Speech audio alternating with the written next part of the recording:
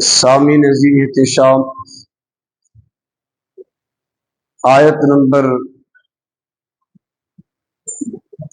53 ارشاد باری تعالی ہے،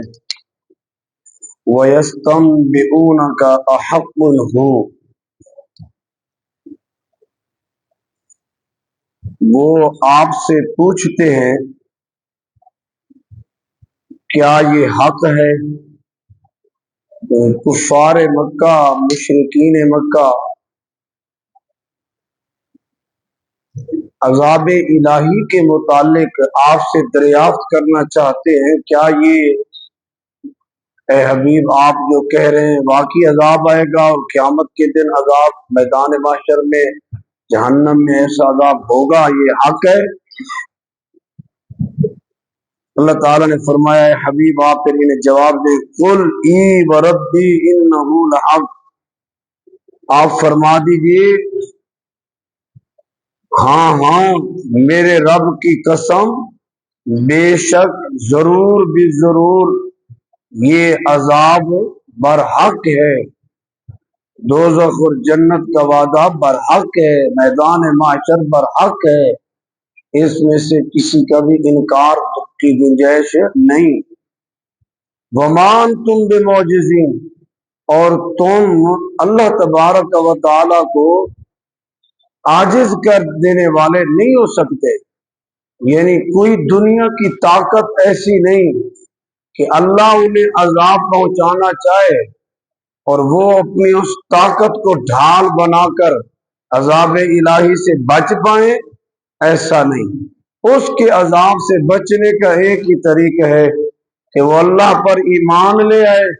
اور اللہ کے حبیب علیہ السلام پر ایمان لا کر مطیع اور فرما بردار بن گئے۔ کائنات کی ساری طاقتیں ہیچ ہیں اللہ اور اس کے رسول کی طاقت کے سامنے، تو اللہ جل مجد الکریم نے، اللہ تبارک و تعالی نے حضور علیہ السلام کو فرمایا جن لوگوں کو عذاب کا شک ہے اور وہ آپ سے دریافت کر رہے ہیں، آپ انہیں یہ قسم اور تاکید کے ساتھ کہہ دیں ہاں ہاں میرے رب کی قسم، بے شک یہ عذاب برحق ہے اور سچا ہے، اس میں کوئی شک نہیں۔ وما انتم بمعجزین، تم اللہ کو عاجز کرنے والے نہیں ہو کہ تم اللہ تعالیٰ کے عذاب سے بچ پاؤ گے۔ ہاں اپنے فضل سے وہ معاف کر دے یا پھر اس کی مطیع اور فرما برداری کی برکت سے تم عذاب سے بچ پاؤ، اس کے علاوہ اور کوئی چارہ۔ وَلَوْ أَنَّ لِكُلِّ نَفْسٍ ظَلَمَتْ مَا فِي الْأَرْضِ لَافْتَدَتْ بِهِ، کل قیامت کا دن اور میدان محشر کا عذاب اور جہنم کا عذاب کتنا سخت ہوگا۔ آج جو چیزیں پنہا ہیں نا کل عیاں ہو جائیں گی، یعنی آج کی چیزیں پوشیدہ ہیں، کل قیامت کے دن ہر چیز عیاں ہو جائے گی، کھل جائے گی۔ اور اس دن کافروں اور مشرکین کی کیفیت کیا ہوگی؟ جب وہ عذاب الہی کو دیکھیں گے تو اس وقت منہ چھپائے چھپائے پھر رہے ہوں گے، شرمندہ بھی ہوں گے، اور ان کی کیفیت یہ ہوگی کہ کافر مشرکین چاہیں گے کہ یہ دنیا کی زمین ہے، اس کے اندر جتنے خزانے ہیں ان تمام کے وہ مالک ہوتے، اور پھر وہ اپنی جان چھڑانے کے لیے اس عذاب سے وہ ساری دولت دنیا کی وہ فدیے میں دے دیتے تاکہ ان کی جان عذاب سے چھوٹ جاتی۔ لیکن اللہ تبارک و تعالیٰ فرماتا ہے اس دن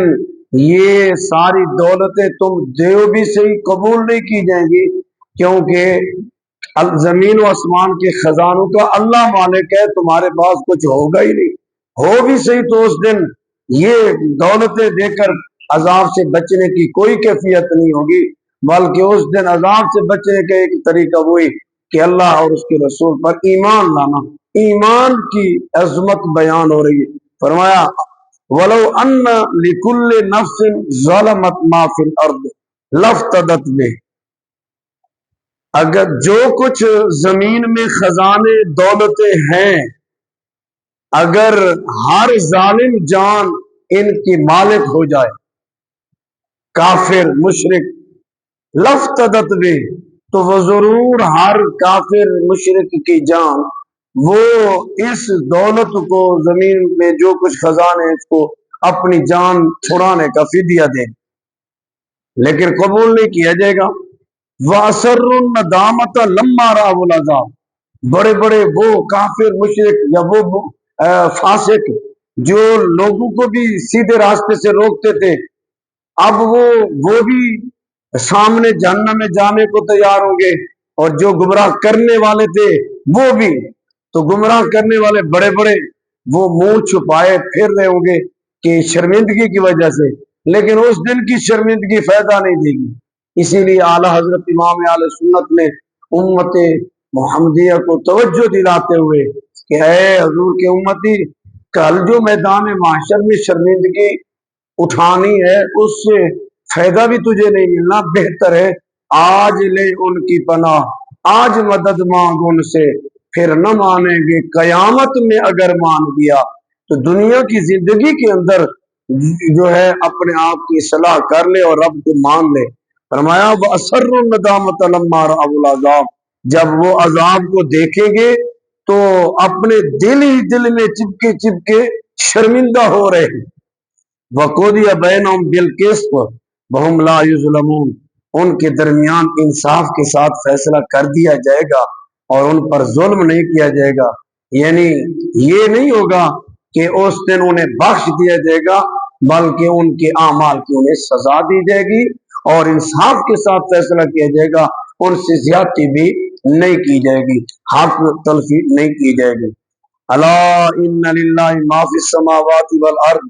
کیونکہ پچھلی آیت میں بیان ہوا کہ کافر مشرک کو اگر زمین اور اس کے خزانوں کا مالک بنا دیا جائے تو وہ دنیا کی دولت کدھر لٹائے گا؟ عذاب سے بچنے کے لیے، اپنی جان چھڑانے کے لیے فدیہ دے گا۔ تو پھر اس آیت میں کہا جا رہا ہے یہ تو بیان کیا گیا ہے، ورنہ زمینوں یا آسمانوں ان تمام کے خزانوں کا مالک کون ہے؟ اللہ ہے۔ الا ان للہ ما فی السماوات والارض، ہاں ہاں خبردار سن لو، بے شک اللہ ہی کے لیے ہے جو کچھ آسمان میں ہے اور جو کچھ زمین میں ہے، سب کا سب اللہ کا ہے، کسی اور کا ہے ہی نہیں۔ ہم بھی اللہ کے اور ہماری ساری خوشیاں بھی اللہ کی ہیں۔ انسان اگر اس تصور کو ذہن میں بٹھا لے تو سبحان اللہ، یہ وہ ایک خاص کیفیت ہے، کیونکہ انسان کسی چیز کا مالک ہو کر بھی وہ عارضی مالک ہے، حقیقی مالک اللہ ہے۔ تو اللہ رب العزت کی طرف جب نسبت کرتا ہے پھر رب اپنی خزانہ غیب سے برکتیں عطا فرما دیتا ہے۔ فرمایا الا ان وعد اللہ حق،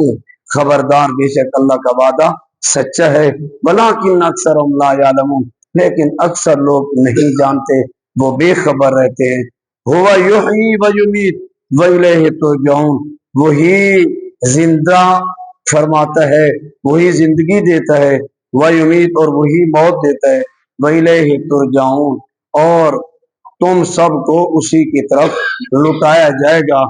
بندے کو چاہیے کہ وہ اپنے رب تعالیٰ کی بارگاہ میں پیش ہونے کی تیاری میں رہے، کیونکہ کل قیامت کے دن ہر چیز کو اللہ کی طرف لٹایا جائے گا۔ آیت نمبر 57 اس کا ذکر انشاءاللہ العزیز ہم کل کریں گے۔ اللہ تعالیٰ ہماری حاضری قبول و منظور فرمائے اور قرآن کی برکات ہمیں نصیب فرمائے۔